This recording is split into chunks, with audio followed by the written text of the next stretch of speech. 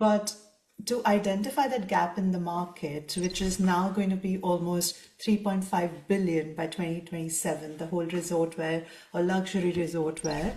So I'm just very curious that first, how did you see that gap? Like, of course, we just spoke about, your sister identifying that, and then you brought that also an element to bring that in India. But I'm sure it was not easy to educate the customer also to sort of get into that space, because pioneering in any category is actually 5x more expensive, according to the Harvard Business Review, than any other established, sector or category.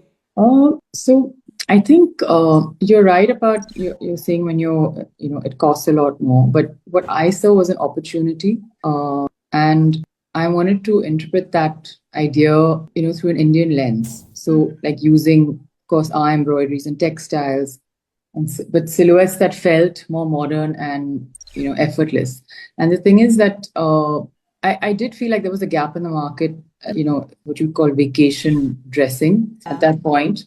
And people, of course, in India, you go to the beach a lot, but I didn't find that there was any resort wear brand at that point that catered to people who were traveling, and people have started traveling a lot more, having said that, even since then.